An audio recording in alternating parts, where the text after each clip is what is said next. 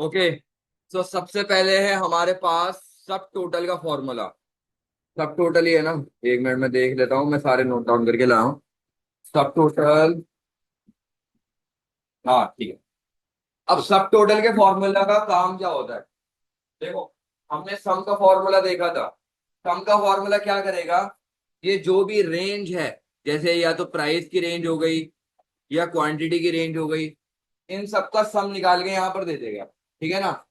लेकिन आप यहां पर देखो, मैं सम का फॉर्मूला लगाता हूँ, सब ध्यान से देखना आप। उधर क्यों देख रहे हो, इधर देखो सब। तो मैं यहां पर सम का फॉर्मूला लगाता हूँ इक्वल। ये एक मिनट, यहां पर लगाते हैं, सॉरी। इक्वल, ऊपर चलो ऊपर लगा देते हैं। यहाँ पे डिलीट करते हैं।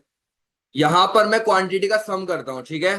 सो इक्वल SUM, टैब से एक्टिव ब्रैकेट ओपन, और ये मैंने यहां से यहां तक कर दिया सम, एंटर। ये क्या कह रहा है, do you want accept it, चलो। तो ये 363 का सम आया है। लेकिन अब देखो, मैंने क्या कर रखा है, इस डेटा को रेंज, इस रेंज को डेटा टेबल में कन्वर्ट कर रखा है। यानी मैं इस ड्रॉप डाउन से दो काम कर सकता हूं। कौन कौन से बताया था? इधर से बताओ। हाँ तुम बताओ। हाँ, फिल्टर और सॉर्ट, ठीक है। तो यहां से सॉर्टिंग भी कर सकता हूँ, यहां से फिल्टर भी अप्लाई कर सकता हूँ। फॉर एग्जाम्पल मैं ये चाहता हूं कि यहां पर जो है ना, एक काम करता हूँ, यहां पर अप्लाई करता हूँ कि ईस्ट रीजन की सेल सिर्फ मुझे दिखे यहां पर। तो सबको हटाता हूँ, ईस्ट सेलेक्ट करता हूँ, ओके करता हूँ। तो वो कहाँ गया? एक मिनट रुको, इसको मैं अलग लेके जाता हूँ। कंट्रोल X, और यहाँ कर दिया कंट्रोल V। चलो अब यहाँ पर ईस्ट रीजन करते हैं सेलेक्ट, ये करते हैं। तो आप यहां पर देखेंगे कि ईस्ट रीजन के दो ही डेटा आ रहे हैं, है ना। तो यहां पर क्वांटिटी का सम 10 + 10 20 होना चाहिए था। लेकिन जो मैंने सम किया, सम का फॉर्मूला लगाया, वो 360 डिग्री 363 रहा। मतलब ये है कि जब मैं सम का फॉर्मूला लगाता हूं, तो मैं उसमें कोई भी फिल्टर अप्लाई कर देता हूं ना, तो वो फिल्टर्ड डेटा पे काम नहीं करता। समझ गए? तो उसके लिए फिर हमें सम लगाना होता है, एक एडवांस वाला सम। लेट क्यों जाते हो भाई? डेली का यही है तुम्हारा तो। मैंने आज तक तुम्हें जल्दी आते ही नहीं देखा। आओ जल्दी आओ। सो सम का फॉर्मूला फिल्टर डेटा पे बिल्कुल भी काम नहीं करेगा। तो अगर आपको फिल्टर डेटा पर काम करवाना है, सम लगवाना है, तो आप सब टोटल का फॉर्मूला लगाएंगे। सब टोटल, ठीक है ना। देखो, अब एक चीज देखो यहां पर, मैं इक्वल सम करता हूं यहां पर, ठीक है। सॉरी, सब टोटल, हाँ। सब टोटल करता हूं मैं यहां पर। सब टोटल लगाया। जब मैंने सब टोटल लगाया ना, तो सब टोटल क्या करता है? सब टोटल सम नहीं है। सब टोटल जो है वो, यार जल्दी बैठा करो, तुम आते एक तो लेट हो, ऊपर से इतनी डिस्टरबेंस क्रिएट कर देते हो क्लास में। सब टोटल क्या करता है, आपके सम एवरेज वगैरह फॉर्मूला को थोड़ा एडवांस कर देता है, ताकि वो फिल्टर्ड डेटा पे या जो हिडन रोज हैं उन पे भी काम करे। ठीक है। तो अभी देखो, मैं जब इक्वल सम करता हूं, तो यहां पर सिर्फ एक सम का फॉर्मूला आ रहा है। लेकिन जब मैं यहां पर करता हूं सब टोटल, टैब से करता हूं इस सब टोटल को एक्टिवेट, तो अब देखो, एक्टिवेट करते ही यहां पर बहुत सारे सम आ गए, बहुत सारे एवरेज आ गए। ठीक है ना। अब देखो, यहां पर एक सम तो ये आ रहा है नंबर 9 पे। ठीक है। अब मैं और नीचे चलता हूं, तो नंबर 109 पे एक और सम आ रहा है। तो ये दो दो सम क्यों आ रहे हैं? इनका क्या यूज है? तो देखो, जो नंबर 9 पे सम लगाऊंगा मैं, वो क्या काम करेगा, फिल्टर डेटा को पे सम का काम करेगा। और नंबर 109 वाला जो सम लगाऊंगा मैं, वो क्या करेगा, आप कुछ रो हाइड कर दोगे ना, तो वो हाइड रो का डेटा उसमें सम में से हटा देगा। मैं करके दिखाता हूं। अभी क्या करा है हमने, फिल्टर्ड किया है डेटा, तो हमें बस इसी डेटा का सम चाहिए, मतलब 363 नहीं चाहिए। तो हम क्या करेंगे, नंबर 9 वाला लगाएंगे सम। ठीक है, टैब से किया मैंने एक्टिवेट, नंबर लगा दिया। अब कॉमा देना है यहाँ, कॉमा देने के बाद कह रहा है बस अब रेफरेंस दे दो, रेफरेंस, ठीक है ना। तो अभी क्या करते हैं, पहले फिल्टर हटाते हैं और वही टेबल लेके आते हैं जो हमारी ओरिजिनल टेबल थी। अब देखो, इक्वल सब टोटल, टैब से एक्टिवेट, नंबर 9 वाला लगाया सम, टैब से एक्टिवेट, कॉमा, रेफरेंस देना है ये यहां से लेके यहां तक, रेंज को क्लोज किया, और ये हो गया मेरा सम का फॉर्मूला 363।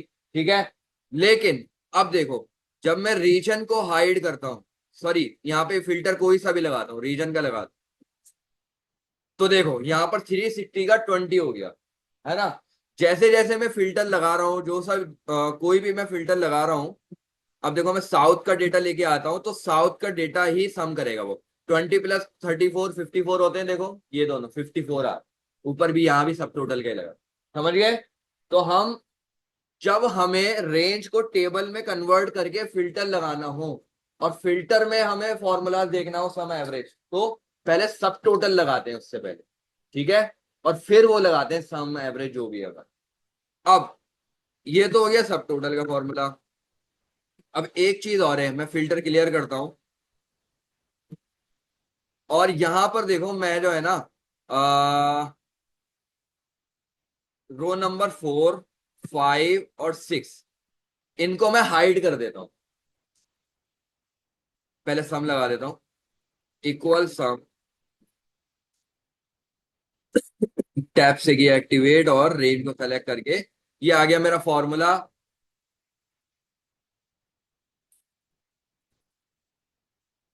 ठीक है, सम आया। अब मैं इनिशियल 3 रोज को मैं हाइड कर देता हूं, राइट क्लिक किया और हाइड का बटन दबा दिया मैंने, ये हो गई हाइड। तो आप यहां पर देखेंगे जो सम है वो एज इट इज ही रहा, जबकि जो 3 रो हाइड हो गए तो बाकी बची रो का सम करना चाहिए था उसे, है ना, लेकिन उसे 360 रखा। अब अगर यहां पर इस केस में हमें हिडन रोज का भी डेटा यहां से हटाना है सम में से, तो सब टोटल लगेगा और सम लगेगा 109 का, ठीक है, ये ध्यान रखें। इसकी रिकॉर्डिंग में प्रोवाइड कर दूंगा, ये जो मैं रिकॉर्डिंग कर रहा हूँ पूरे लेक्चर की। तो अब क्या करते हैं, इक्वल सब टोटल लगाते हैं। तो हमें लगाना है सम, लेकिन इस बार सम नंबर 9 वाला नहीं लगेगा, नंबर 109 वाला लगेगा। क्लिक किया और टैब से किया एक्टिवेट, कॉमा दिया। अभी मैं क्या करता हूँ, रोज को मैं कर देता हूँ, शो कर देता हूँ, रुको अभी फॉर्मूला लगा हुआ है तो अभी वो शो नहीं होंगी। पहले रो को मैं लेके आता हूँ वापस, अनहाइड,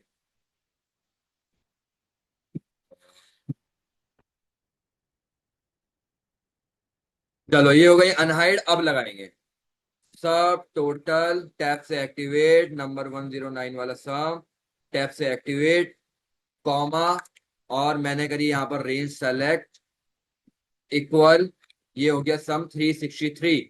अब मैं हाइड करता हूं यहाँ पर 4 5 6, तो ये देखो 241 हो गया, यानी अब जो करंट डेटा है सिर्फ उसी को वो रिप्रेजेंट कर रहा है, सम करके दिखा रहा है, समझ गए। तो सब टोटल का फॉर्मूला आप फिल्टर डेटा पे लगाते हो, ठीक है। चलो, तो यहां पर मैंने सम ही लगा रखा है, सॉरी सब टोटल का ही लगा रखा है।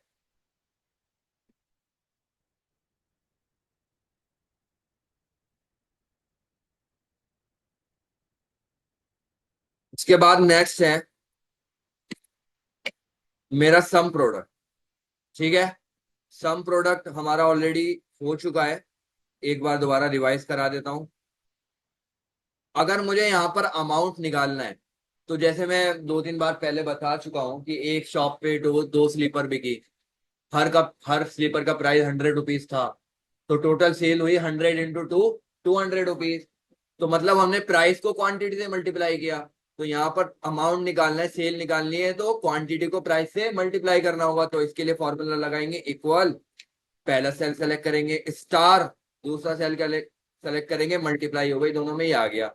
Double click and drag and drop कर देंगे इसे यहाँ पर, और ये नीचे तक मेरा फॉर्मूला आ गया। अब इन सब का सम चाहिए, तो यहाँ पर ऑब्वियसली मैं यहाँ पे सम का फॉर्मूला लगा के रेंज सेलेक्ट कर लूंगा, आ जाएगा सम। लेकिन ये ग्रैंड टोटल जो आप इसका लाएंगे, इसके बगैर लाना है तो वो आप सब सम प्रोडक्ट से करते हैं। इक्वल का फॉर्मूला लगाएंगे, SUMP टैब एक्टिवेट कह रहा है एरे 1 सेलेक्ट करो, यानी रेंज 1 जिसकी मल्टीप्लाई होगी, सेलेक्ट कर ली। कॉमा लगाओ, कह रहा है रेंज 2 सेलेक्ट करो जिसमें मल्टीप्लाई होगी, इसमें मल्टीप्लाई होगी, ब्रैकेट क्लोज। और यहां पर देखो ये जो इसने सम प्रोडक्ट से यहाँ का इसका ग्रैंड टोटल निकाला। अब एक बार देखते हैं इसका ग्रैंड टोटल क्या यही आ रहा है। इक्वल सम का फॉर्मूला लगाया, टैब से एक्टिवेट किया, यहां से यहां तक का सम किया मैंने, देखो एग्जैक्टली सेम आ रहा है। तो अगर इसके बिना आपको तो ग्रैंड टोटल निकालना है तो वो किससे निकालेंगे, सम प्रोडक्ट से। Next formula is dated if. Dated if में मैं एक मिनट यहाँ का डेटा डिलीट कर देता हूं। चलो पहले, हाँ ये लिखे हुए इसलिए ताकि मैं आपको पहले समझा सकूं। ये देखो डेटेड इफ का फॉर्मूला जो होता है उसमें, यार रुको डिलीट करके एग्जैक्टली वही तभी से बता दो।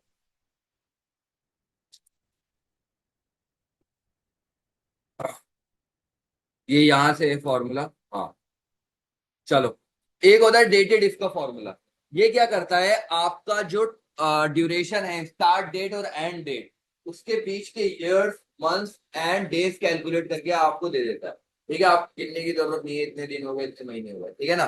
तो डेटेड इक्वल लगाते हैं, डेटेड इफ लगाते हैं, ठीक है।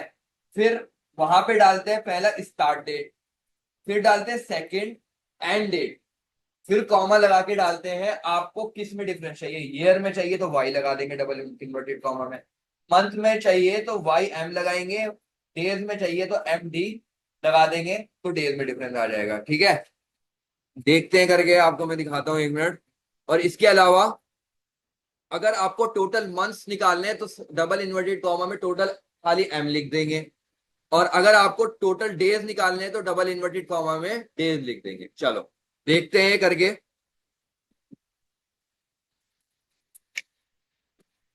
यहां से यहां तक का डेटा करते हैं डिलीट।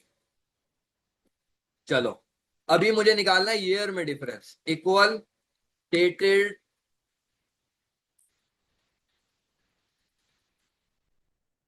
डेटेड इफ, एक मिनट गलती हो गई क्या, T80 सही तो लगा रहा हूँ।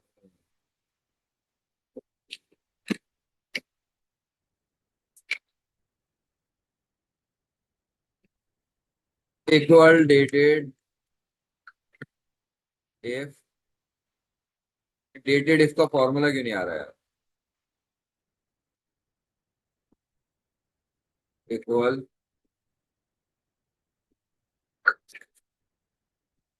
डेटेड इफ,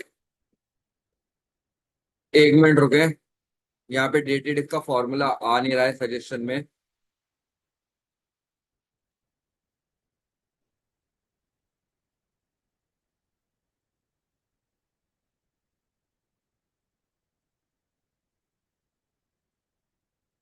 DATEDF, फिर भी नहीं आ रहा है यार ये।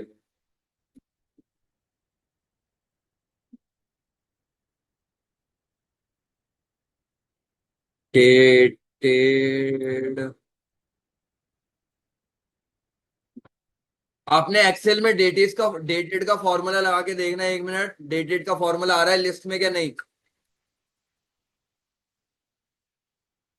जल्दी देखें,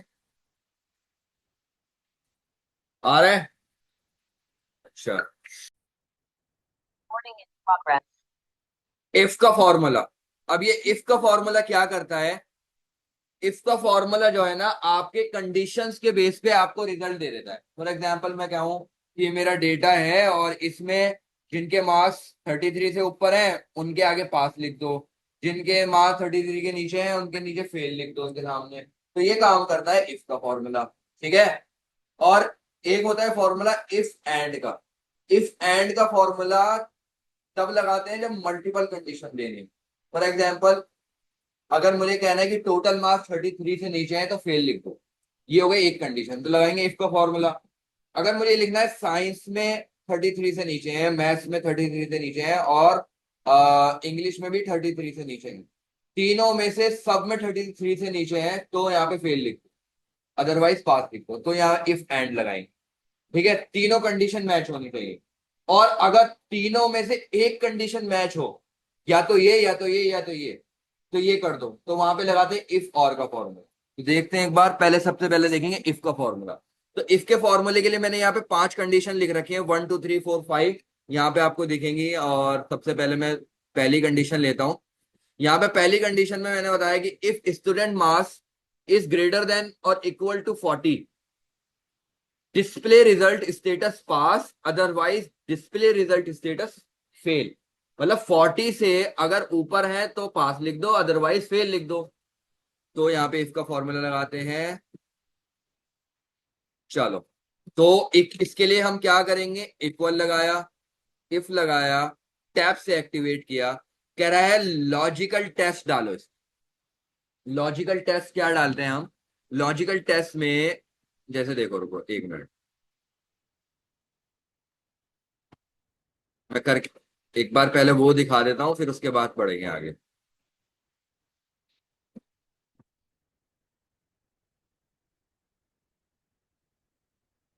ये देखो यहां पर जो ये फॉर्मूला लगा है, तो जो पहले जो हम कंडीशन कहते हैं ना, कंडीशन, उसे, जो कंडीशन होती है उसे कहते हैं हम लॉजिकल टेस्ट।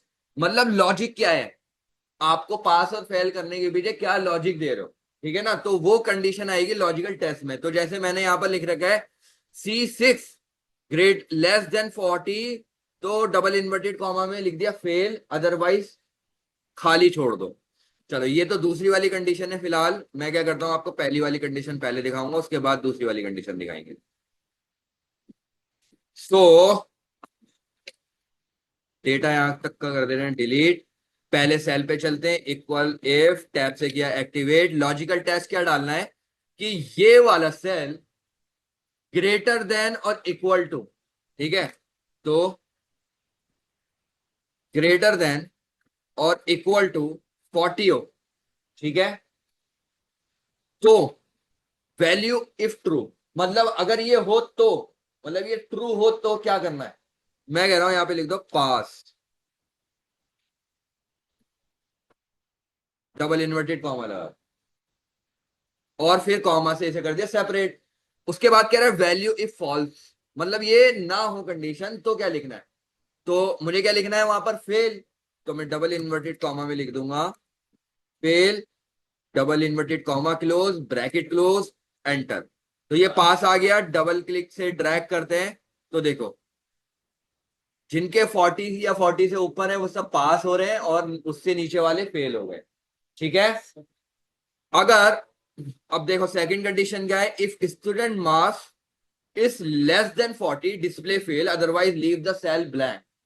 अब देखो यहां पर दूसरा तरीका है, मैं ये कह रहा हूं कि जिनके 40 से नीचे हैं उनके आगे फेल लिख दो, और जिनके 40 से ऊपर हैं उनके आगे कुछ मत लिखो, सेल को खाली छोड़ दो। तो सेल को ब्लैंक कैसे छोड़ते हैं, सो इक्वल लगाएंगे, इफ लगाएंगे, टैब से एक्टिवेट करेंगे, उसके बाद लॉजिकल टेस्ट डालेंगे। ये क्या करना है, लेस देन 40, तो लेस देन 40, ठीक है, कॉमा से सेपरेट, वैल्यू इफ ट्रू, अगर ये ट्रू है तो क्या लिखना है, फेल लिखना है। अगर ये 40 से नीचे है तो लिखना है फेल। तो otherwise C leave the cell blank, तो अगर सेल को ब्लैंक छोड़ना है तो वो इंस्ट्रक्शन कैसे देंगे, डबल इन्वर्टेड कॉमा लगाएंगे, कुछ भी नहीं लिखेंगे अंदर, डबल इन्वर्टेड कॉमा का क्लोज कर देंगे और सेल को क्लोज कर देंगे। ठीक है, अब देखो ये ब्लैंक आ रहा है, तो देखो जिनके 40 से नीचे आगे फेल आ गया, और उसके अलावा जो भी सेल है वो ब्लैंक।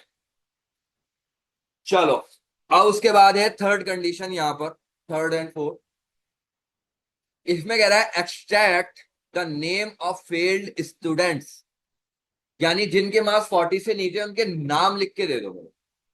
ठीक है, तो मैं यहां पर ये फॉर्मूला लगाता हूं, या यहाँ पे क्या है, यहाँ पे लगा के दिखा दो, ठीक है। सो इक्वल इफ, टैब से एक्टिवेट, इफ ये वाला, या ऊपर लगा दिया, ये नीचे लगाता हूँ, यहाँ पर इफ टैब से एक्टिवेट, अगर ये मास, मास का सेल ये है, अगर ये मास लेस देन 14, यानी कि less than, sorry, less than 40, सो क्या करना है आगे, अगर लेस देन 40 है तो क्या लिख देना है, नेम लिख देना है, मतलब कि ये वाला सेल लिख देना है। एक मिनट,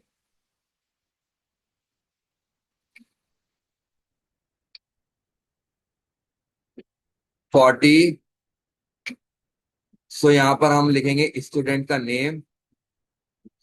ये दिक्कत आ रही है यार, एक मिनट रुको, ये अलग जगह पे करता हूँ। यहाँ पे एक कॉलम इंसर्ट कर लेते हैं, फिर कर, चलो।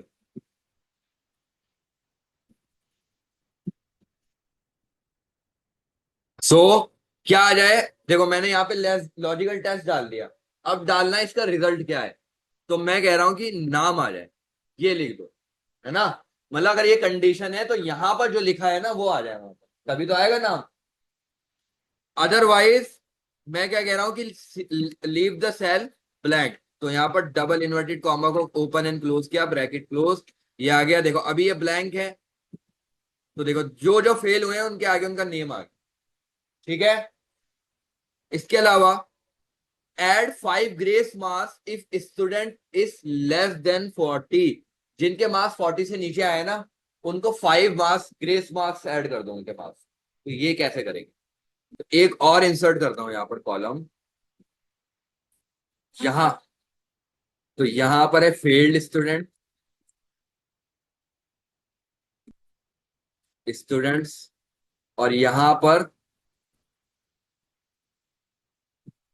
ये ग्रेस मार्क्स 5 का ऑलरेडी मैंने करके दिखा रखा है, लेकिन मैं आपको ये वाला डिलीट कर दे रहा हूँ, यहाँ पर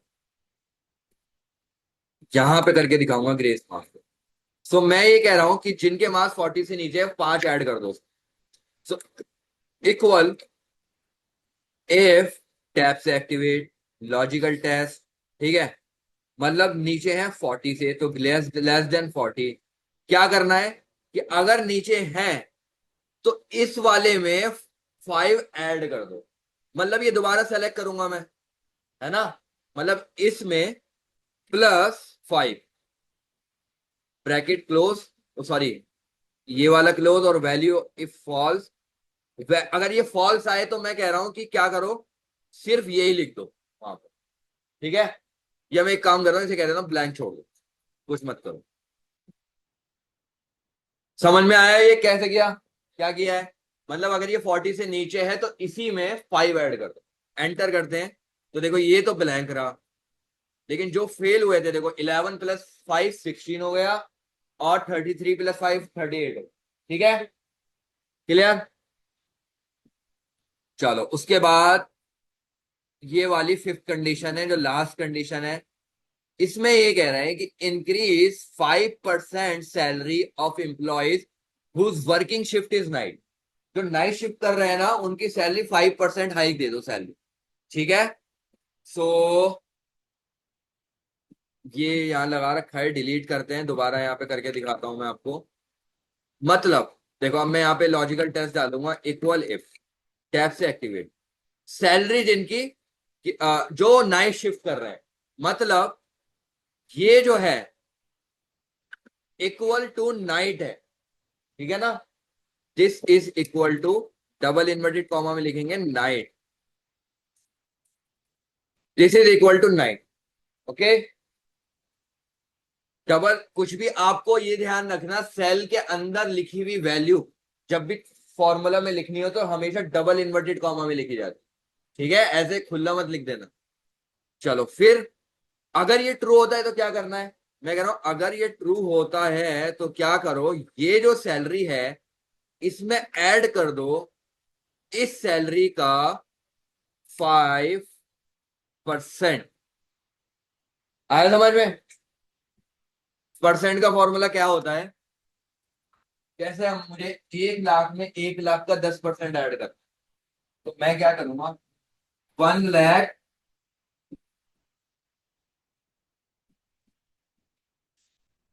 की मल्टीप्लाई, सॉरी 1 लाख में क्या ऐड करना है, मतलब ऐड के लिए लगाया प्लस 1 लाख का 5%, यानी 1 लाख का 5% का फॉर्मूला क्या होगा,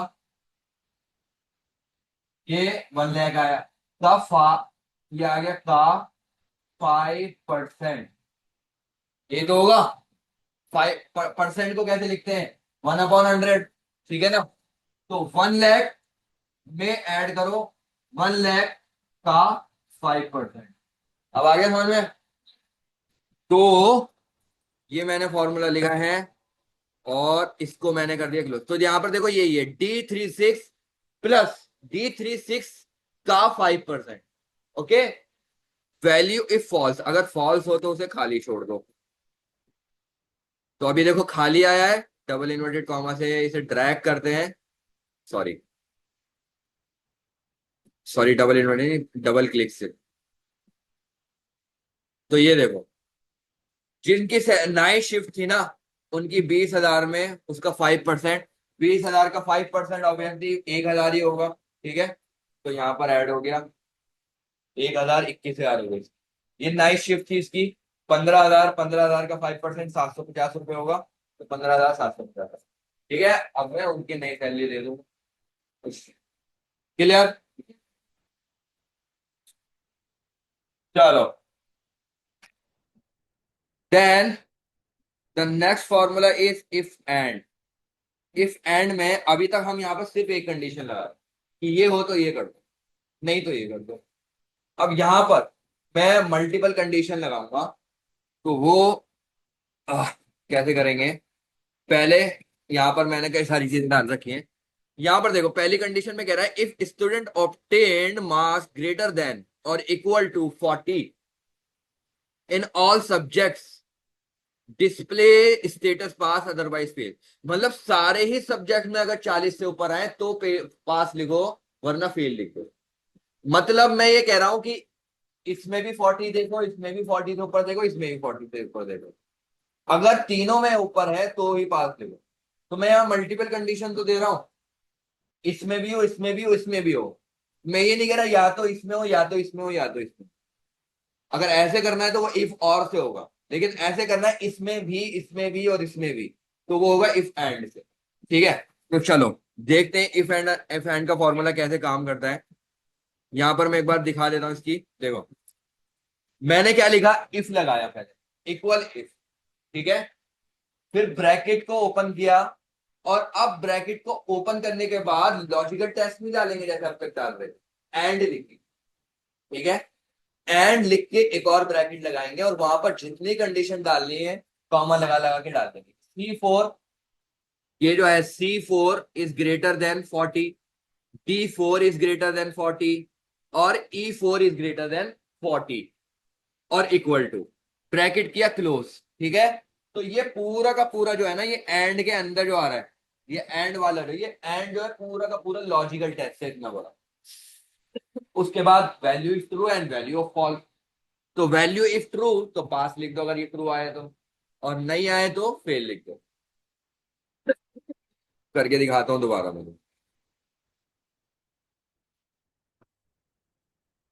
सो इक्वल इफ, टैब से एक्टिवेट, कह रहा है लॉजिकल टेस्ट डालो, ये बताएगा, जो नीचे सिंटैक्स लिखा आता है ना, सिंटैक्स में बताएगा कि लॉजिकल टेस्ट डालो, लेकिन आपको नहीं डालना लॉजिकल टेस्ट, सीधा एंड लिख देना। एंड लिखा, फिर टैब से एक्टिवेट। अब कह रहा है लॉजिक 1 डालो, लॉजिक 2 डालो, लॉजिक 3 डालो, जितने लॉजिक डालने डालते जाओ, है ना। एन नंबर ऑफ लॉजिक्स यहां पर आप इंसर्ट कर सकते हो। तो पहला लॉजिक है कि ये ग्रेटर देन और इक्वल टू 40 हो। फिर ये ग्रेटर देन और इक्वल टू 40 होना चाहिए, और ये भी ग्रेटर देन और इक्वल टू 40 होना चाहिए। तो ये हो गया मेरा पूरा लॉजिकल टेस्ट। तो एंड का फॉर्मूला हो गया मेरा क्लोज, एंड का काम खत्म, और मेरा लॉजिकल टेस्ट भी हो गया पूरा। अब मैं डालूंगा वैल्यू इफ ट्रू। अगर ये ट्रू आए तो क्या कर दो, यहां पर लिख दो पास, और अगर ये ट्रू ना आए तो वैल्यू इज फॉल्स में लिख देंगे फेल, ब्रैकेट को किया क्लोज, एंटर कर दिया, पास आ गया, चलो मुबारक हो।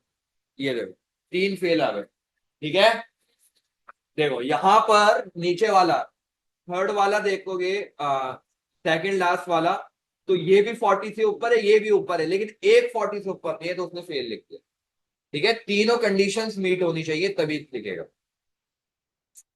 चलो उसके बाद है इफ एंड का एक और फॉर्मूला, और उसमें हम क्या करते हैं, सॉरी, एक और कंडीशन। उसमें ये कह रहा है कि display the status close if the progress is delivered and delivery date is not empty. मतलब ये कह रहा है कि यहां डिलीवर्ड लिखा हुआ आ रहा है और डिलीवरी डेट भी आ रही है, तो स्टेटस लिख दो कि ये ऑर्डर हो गया क्लोज, बाकी अदरवाइज खाली छोड़ दो। ठीक है, तो चलो ये कंडीशन लगाते हैं, ये डिलीट करते हैं यहां से।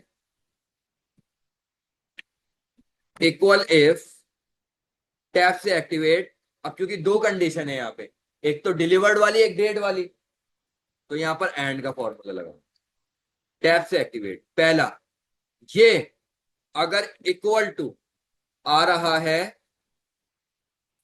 लिखा हुआ डिलीवर्ड, डिलीवर्ड, ठीक है, और ये जो है इसमें आ रही है डेट, इसका डेट का फॉर्मूला में इसको इसको अगर हमें ये बताना है कि ये एम्प्टी नहीं है, एम्प्टी नहीं है, तो क्या करते हैं हम, एक ऐसे लगाएंगे, एक ऐसे लगाएंगे, और ये हो गया, बस। ठीक है, ये एक मिनट देख लूं मैं, शायद यही था।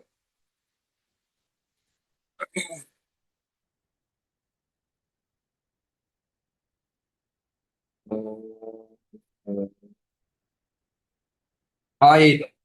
ठीक है, तो जब भी आपको ये बताना होता है कि सेल एम्प्टी ना हो, एम्प्टी का तो पता है कि एम्प्टी बताते हैं, एम्प्टी छोड़ दो, क्या डबल इन्वर्टेड कॉमा में कुछ मत लिखो, लेकिन जब ये बताने की सेल एम्प्टी ना हो, तो ग्रेटर देन और less than, sorry, less than और ग्रेटर देन पहले लगाओ, और उसके बाद डबल इन्वर्टेड कॉमा में ओपन एंड क्लोज कर दोगे, तो हो गया ये वाली कंडीशन पूरी। ठीक है, तो मैंने इसे बता दिया दोनों कंडीशन, और यहाँ पे लॉजिकल टेस्ट हुए मेरे कंप्लीट, तो एंड का फॉर्मूला कर दूंगा क्लोज ब्रैकेट से।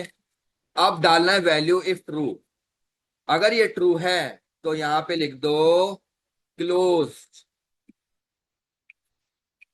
ठीक है, और otherwise leave the cell empty.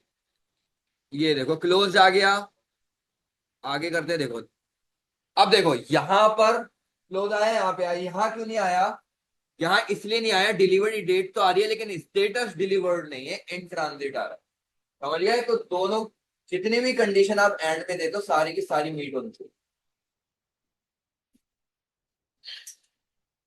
Now the next condition is calculate the cashback of 5% for closed orders with the amount greater than or equal to 10,000। दो कंडीशन कह रहा है कि जो ऑर्डर क्लोज हो गए हैं और क्लोज हुए हुए ऑर्डर भी वो जिनका अमाउंट 10,000 या उससे ऊपर है, तो उनमें 5% का कैशबैक दे दो। चलो ये करते हैं, एक बार मैं आपको दिखा देता हूं। जैसे ये फॉर्मूला है, तो मैंने यहाँ पे इफ लगाया, फिर लगाया एंड, फॉर्मूला ध्यान से देखो, अब मैं इसे करके नहीं दिखाऊंगा, ये आप देखो बस जल्दी।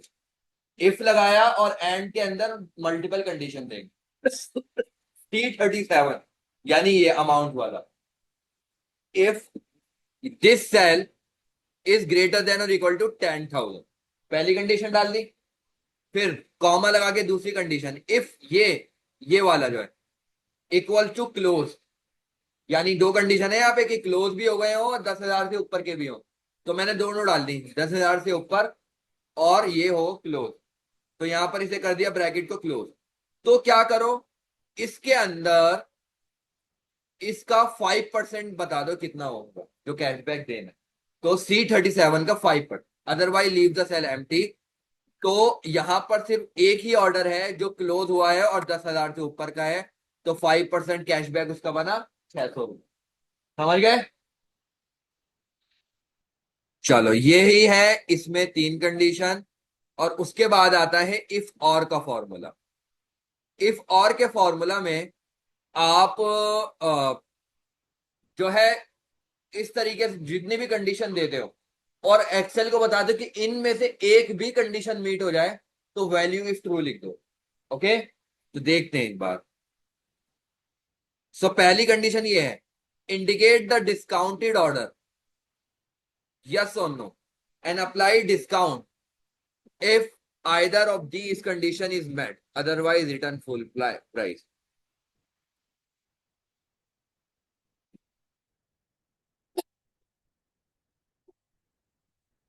हाँ, तो यहां पर मैंने कहा है कि यहां पर उन ऑर्डर को बताना है जिन पे डिस्काउंट मिलेगा। ठीक है ना? अब डिस्काउंट की कंडीशन ये है नीचे, if quantity is greater than और इक्वल टू 50, या तो ये हो क्वांटिटी 15 से ऊपर हो या उसके इक्वल हो तो डिस्काउंट मिलेगा, या फिर जो प्राइस है यूनिट का वो 1200 या उससे ऊपर का हो तो डिस्काउंट मिलेगा। तो दो कंडीशन है, और इसमें भी मैं और लगा रहा हूं, या तो ये या तो ये, तो वो डिस्काउंट मिल जाएगा।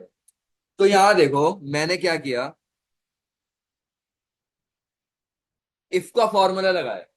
अब मुझे ऐसी कंडीशंस को इंसर्ट करना है यहां पर जिसमें से एक भी मीट हो जाए तो मेरा ट्रू वैल्यू आ जाए। तो मैं एंड की जगह अब और लगाऊं, और लगाया, टैब से एक्टिवेट किया।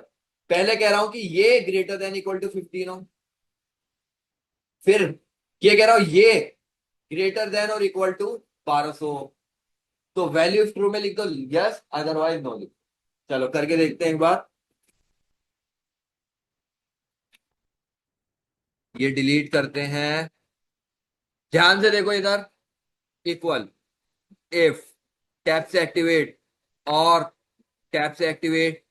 मैं कह रहा हूं ये क्वांटिटी जो हो या तो ग्रेटर देन हो या फिर इक्वल हो किसके, 15 के। ठीक है, कॉमा, दूसरी कंडीशन क्या हो, ये ग्रेटर देन हो या इक्वल हो 1200 के। ये देखो ये लिखे हुए हैं दोनों यहां पर, है ना? तो यहां पर मेरी दोनों लॉजिकल टेस्ट हुए पूरे, और का फॉर्मूला क्लोज कर दिया, और लॉजिकल टेस्ट भी हो गए पूरे। अब वैल्यू ऑफ ट्रू लिख दो यहां पर, कि अगर ये ट्रू आए तो डिस्काउंट में लिख दो यस, कि हाँ इसे मिलेगा डिस्काउंट। अगर ना आए तो लिख दो नो। तो इसे ड्रैग करते हैं, तो देखो सबके ये यस यस आ रहे हैं, लेकिन देखो ये 200 है। अब देखो यहां पर देखो, इस वाले में ये 15 से ऊपर है, 23 है, लेकिन ये तो 200 है ना, 1200 से नीचे है। लेकिन दोनों में से एक तो मीट हो रही है ना, तो इसने यस लिख दिया। एंड के फॉर्मूला अगर ये दोनों होती, यानी ये भी 1200 से ऊपर होना चाहिए था, ये भी 15 से ऊपर होना चाहिए था, तो ही यस लिखता। लेकिन और का फॉर्मूला में या तो ये या तो ये, तो ऐसे करता है। ठीक है ना, दोनों में से एक भी मीट हो जाए तो। अब देखो ये वाला जो है सेकंड थर्ड वाला, इसमें ना तो ये 1200 से ऊपर है और ना ही क्वांटिटी 15 से ऊपर है, तो इसने लिख दिया कि डिस्काउंट नहीं मिलेगा। क्लियर? अब यहां पर क्या करेंगे, अब डिस्काउंट जिन्हें मिलेगा उनका डिस्काउंट कैलकुलेट कर देंगे। ठीक है, डिस्काउंट कैलकुलेट करने के लिए मैंने ये फॉर्मूला लगाया है कि यहाँ पे इफ का लगाएंगे सिंपल। ये देखो अगर ये इफ ये वाला सेल यस आए, मतलब यहाँ पे डिस्काउंट में यस आए, तो क्या करो, ये वाला C4 जो है, C4, ये वाली जो क्वांटिटी है इसकी मल्टीप्लाई करो इसमें। मतलब थोड़ा सा कंफ्यूजिंग हो सकता है, मैं बता दूं। देखो अभी मुझे प्राइस निकालना है पहले, तो पहला पहला काम क्या है, प्राइस का। ठीक है, तो क्वांटिटी और प्राइस को मल्टीप्लाई करेंगे। तो C4 और D4 की मैंने कर दी मल्टीप्लाई, तो इसमें से माइनस कर दो C4 और D4, जो प्राइस आया उसका 5%।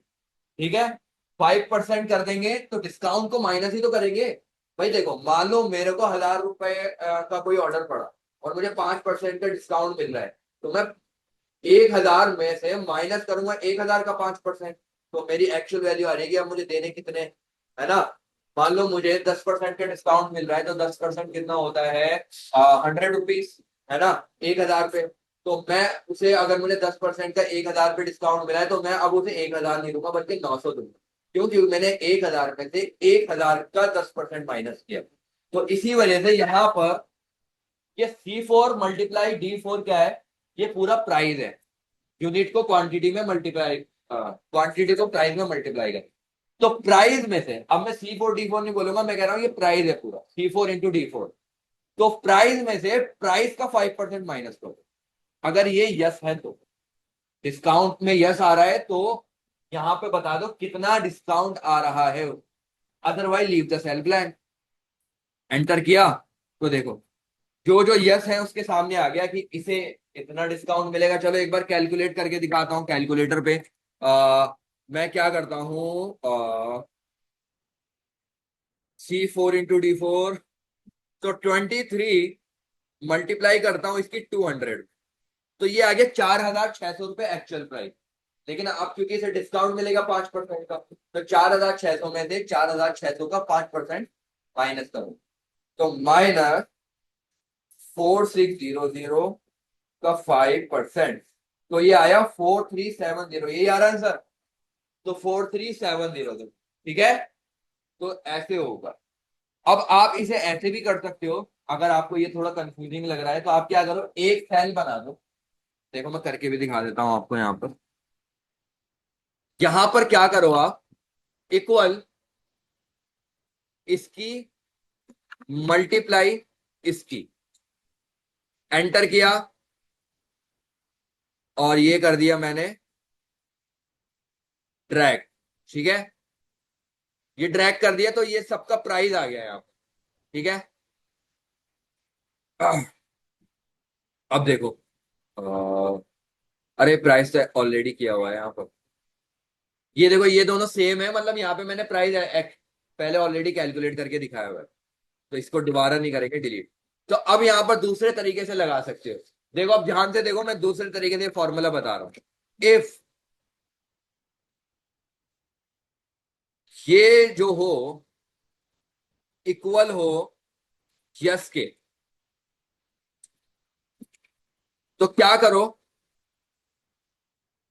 इसमें, ओ सॉरी, हाँ इसी में, यानी ये जो प्राइस है इसमें से माइनस कर दो इसका 5%। समझ गए?